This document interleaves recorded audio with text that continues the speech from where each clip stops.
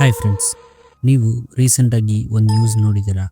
ಮನೆ ಕಟ್ಟುವಾಗ ಮನೆಯ ಪಾಯ ತೆಗೆಯುವಾಗ ನಿಧಿ ಸಿಕ್ಕು ಅದನ್ನು 14 ವರ್ಷದ ಹುಡುಗ ಗೌರ್ಮೆಂಟ್ಗೆ ಕೊಟ್ಟಿರೋದನ್ನ. ಹಾಗೆ ನಾನಿಲ್ಲೊಂದು ಸ್ಟೋರಿ ಓದಿರೋದ್ರ ಬಗ್ಗೆ ನಿಮ್ಗೆ ಹೇಳಕ್ಕೆ ಬರ್ತಿದ್ದೀನಿ ಫ್ರೆಂಡ್ಸ್. ಅದು 2020 ಕರ್ನಾಟಕದ ಹಂಪಿಯ ಹತ್ತಿರ ಒಂದು ಹಳ್ಳಿ. ಆ ಹಳ್ಳಿಯಿಂದ ಸ್ವಲ್ಪ ದೂರದಲ್ಲೇ ಒಂದು ಕಾಲೇಜ್. ಆ ಕಾಲೇಜ್ನಲ್ಲಿ 5 ಜನ ಸ್ನೇಹಿತರು ಒಂದೇ ಕ್ಲಾಸ್ನಲ್ಲಿ ಕಲಿತಾ ಇದ್ರು. ಅದರಲ್ಲಿ ವಿಕ್ರಮ್, ಅವನು ಸ್ವಲ್ಪ ಶಾಂತವಾಗಿರೋನು ಮತ್ತು ಸ್ವಲ್ಪ ಬುದ್ಧಿವಂತ ಜಾಸ್ತಿ. ಮತ್ತು ಸಂಜು ಅಂತ ಒಬ್ಬ ಸ್ನೇಹಿತ, ಅವನು ಜೋಕ್ ಮಾಡ್ತಿದ್ದ. ಕಿರಣ್ ಅಂತ ಇನ್ನೊಬ್ಬ, ಅವನಿಗೆ ಇತಿಹಾಸ ಅಂದರೆ ಸಿಕ್ಕಾಪಟ್ಟೆ ಇಷ್ಟ. ಮತ್ತು ಮನೋಜ್, ಅವನಿಗೆ ಸ್ವಲ್ಪ ದೇವರ ಭಯ ಜಾಸ್ತಿ. ಮತ್ತು ಇನ್ನೊಬ್ಬ ದೀಪಕ್, ಅವನು ಸ್ವಲ್ಪ ಜಾಸ್ತಿ ಧೈರ್ಯವಂತ. ಹೀಗೆ ಒಂದಿನ ಸಂಡೇ, ಅವತ್ತು ವಿಕ್ರಮ್ನ ಮನೇನ ಸ್ವಚ್ಛ ಮಾಡ್ತಾಯಿದ್ರು. ಸೊ ಈ 5 ಜನ ಸ್ನೇಹಿತರಾಗಿರೋದ್ರಿಂದ 5 ಜನ ಸೇರಿಕೊಂಡು ಆ ಮನೇನ ಸ್ವಚ್ಛ ಮಾಡ್ತಿದ್ರು. ಸಂಜು ಮೇಲೆ ಕ್ಲೀನ್ ಮಾಡುವಾಗ ಅವನಿಗೊಂದು ವಿಚಿತ್ರ ಡೈರಿ ಸಿಕ್ತು. ಆಗ ಏ ವಿಕ್ರಮ್, ಇಲ್ಲೊಂದು ಡೈರಿ ಸಿಕ್ಕಿದೆ ನೋಡೋ ಅಂತ ಕೇಳ್ದ. ಆ ಡೈರಿ ನೋಡೋಕ್ಕೆ ತುಂಬ ಹಳೆಯದಾಗಿತ್ತು ಮತ್ತು ಪ್ರಾಣಿಯ ಚರ್ಮದ ಡೈರಿ ಆಗಿತ್ತು. ಕೆಂಪದಾಗಿ ಒಂದು ದಾರ ಕಟ್ಟಿರುತ್ತಿತ್ತು. ಸಂಜು ಕೆಳಗಡೆ ತಗೊಂಡು ಬಂದ.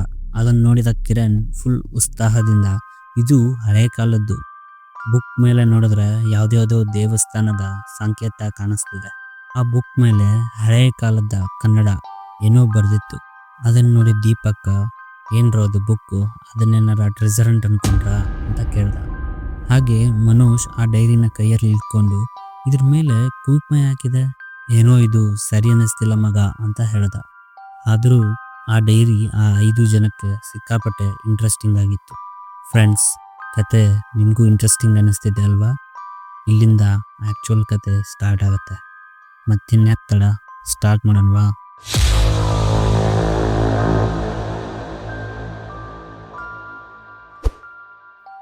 ಸೊ ಈಗ ಆ 5 ಜನ ಫ್ರೆಂಡ್ಸ್ ಆ ಬುಕ್ನ ಒಬ್ರಿಗೊಬ್ರು ಸ್ವಲ್ಪ ಸ್ವಲ್ಪ ಓದ್ಕೊಂಡ್ರು ಮತ್ತು ಅದರಲ್ಲಿರೋ ದಾರಿನ ಹುಡುಕೊಂಡು ಹೋಗೋಕ್ಕೆ ರೆಡಿ ಆದರು. ಅದು ಸಂಜೆ 7:30. ಬೇಡ ಅಂದ್ಕೊಂಡ್ರು, ಬಟ್ ಅವರು ಹೋಗೋಕ್ಕೆ ರೆಡಿ ಆಗಿಬಿಟ್ಟಿದ್ರು. ಹಾಗೆ ಕಾಡಿನ ರಸ್ತೆ, ರೋಡ್ ಪಕ್ಕದಲ್ಲಿ ಒಂದು ಟೀ ಅಂಗಡಿ ಇತ್ತು.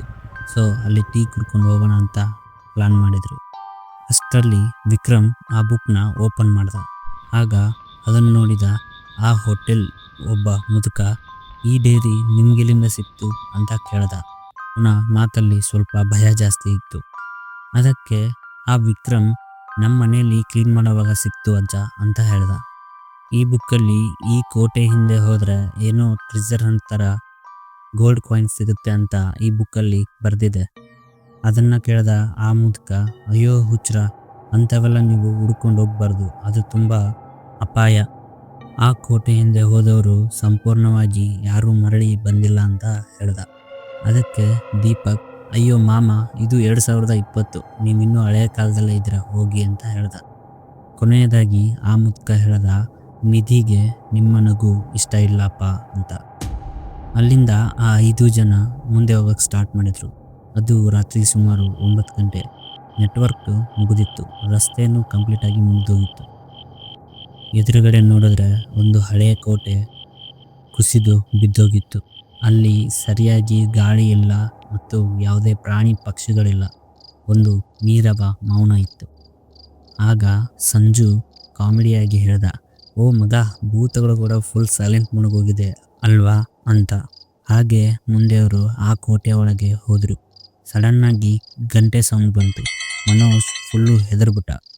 ಆಮೇಲೆ ಆ ಕೋಟೆ ಒಳಗಿಂದ ಹೆಜ್ಜೆಗಳ ಶಬ್ದ ಕೇಳಕ್ಕೆ ಸ್ಟಾರ್ಟ್ ಆಯಿತು. ಬಟ್ ಯಾರೂ ಕಣ್ಣಿಗೆ ಕಾಣಿಸ್ಲಿಲ್ಲ. ಕೊನೆಗೆ ಆ ಕೋಟೆಯ ತಳಭಾಗದಲ್ಲಿ ಹೋದಾಗ ಒಂದು ದೊಡ್ಡ ಕಲ್ಲು ಇತ್ತು. ಸೊ ಆ ಡೈರಿಯಲ್ಲಿ ಬರೆದಂತೆ ಆ ಕಲ್ಲನ್ನು ಸರಿಸಿದ್ರೆ ನಮಗೆ ಕಾಯಿನ್ ಸಿಗುತ್ತೆ ಅಂತ ಬರೆದಿತ್ತು. ಹೀಗೆ 5 ಜನ ಸೇರಿ ಆ ಕಲ್ಲನ್ನು ಸರಿಸಿದ್ರು. ಸರಿಸಿದಾಗ ಅಲ್ಲೊಂದು ಹಳೆಯ ಕಾಲದ ಕಬ್ಬಿಣದ ಪೆಟ್ಟಿಗೆ ಇತ್ತು.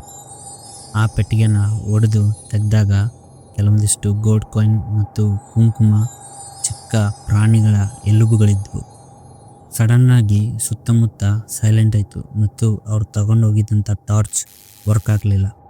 ಯಾರೋ ಹಿಂದಿನಿಂದ ಏನನ್ನೋ ಹೇಳಿದಾಗಾಯಿತು. ಅದು ಒಬ್ಬನಿಗೆ ಒಬ್ಬ. ಆಗ ಸಂಜು ಯಾರೋ ಅದು ಮಾತಾಡಿದ್ದು ಅಂತ ಕೇಳ್ದ. ದೀಪಕ್ ಅದಕ್ಕೆ ಏಯ್ ಸುಮ್ಮನೆ ನಾಣ್ಯ ತಗೊಳ್ಳೋ, ಭಯ ಪಡಬೇಡ ಅಂತ ಹೇಳ್ದ. ಅಷ್ಟರಲ್ಲಿ ಆ ಕೋಟೆಯ ಮೇಲ್ಭಾಗದ ಡೋರ್ ಸಡನ್ನಾಗಿ ಮುಚ್ಕೊಂಡ್ಬಿಡ್ತು ಮತ್ತು ಸುತ್ತಮುತ್ತ ಗೋಡೆಯಿಂದ ಬ್ಲ್ಯಾಕ್ ವಾಟರ್ ಅಂದರೆ ಕಪ್ಪು ನೀರು ಬರಕ್ಕೆ ಸ್ಟಾರ್ಟ್ ಆಯಿತು. ಮೇಲ್ಗಡೆ ಹೆಜ್ಜೆಗಳ ಶಬ್ದ ಕೇಳೋಕ್ಕೂ ಸ್ಟಾರ್ಟ್ ಆಯಿತು. ಆಗ ಮನೋಜ್ ಅಳುತ್ತಾ ನಾನು ಹೇಳಿದೆ ಇಲ್ಲೆಲ್ಲೂ ಬರೋದು ಬೇಡ ಅಂತ ಅಂದ. ಅಷ್ಟರಲ್ಲಿ ದೀಪಕ್ ನಿಂತ್ಕೊಂಡ. ಅವನ ನೆರಳು ಗೋಡೆಯಲ್ಲೇ ಉಳ್ಕೊಂಡಿತ್ತು. ಅವನು ಮುಂದೆ ಹೋದರೂ ಅವನ ಹಿಂದೆ ಬರ್ತಿರಲಿಲ್ಲ. ಅಷ್ಟರಲ್ಲಿ ದೀಪಕ್ ಜೋರಾಗಿ ಚೀರುತ್ತಾ ಓ ಮಗ, ನನ್ನ ನೆರಳು ನನ್ನ ಪಕ್ಕ ಬರ್ತಿಲ್ಲ ಕಣೋ ಅಂದ. ಆಗ ಒಂದು ಬ್ಯಾಕ್ಗ್ರೌಂಡಲ್ಲಿ ಜೋರಾದ ಸೌಂಡು, ಕೊಟ್ಟಷ್ಟು ಮಾತ್ರ ತೆಗೆದುಕೋ ಅಂತ. ಆ ಧ್ವನಿ ಕೇಳಿದ ತಕ್ಷಣ ದೀಪಕ್ನನ್ನು ಆ ನೆರಳು ಎಳೆದುಕೊಂಡಿತು. ಒಂದೇ ಸೆಕೆಂಡ್ ಎಲ್ಲ ಮಾಯ, ಎಲ್ಲರೂ ತಲೆ ತಿರುಗಿ ಬಿದ್ದುಬಿಟ್ರು. ಸ್ವಲ್ಪ ಟೈಮ್ ಆದಮೇಲೆ 5 ಜನ ಕಣ್ಬಿಟ್ಟು ನೋಡಿದ್ರೆ ಅವರು ಯಾವುದೋ ಒಂದು ಹೈವೇಲಿ ಬಿದ್ದಿದ್ರು. ಆಗ ಅಲ್ಲೇ ಇದ್ದಂಥ ಪೊಲೀಸರು ಅವರನ್ನ ಕೇಳಿದ್ರು ನೀವು ಎಲ್ಲಿಂದ ಬಂದ್ರಿ ಅಂತ. ಆಗ ಮನೋಜ್ ಹೇಳ್ತಾನೆ ಅಯ್ಯೋ ಮಗ, ದೀಪಕ್ ಇಲ್ಲಲ್ಲ, ನಾವು 4 ಜನ ಇದ್ದೀವಿ ಅಂತ ಅಂದ.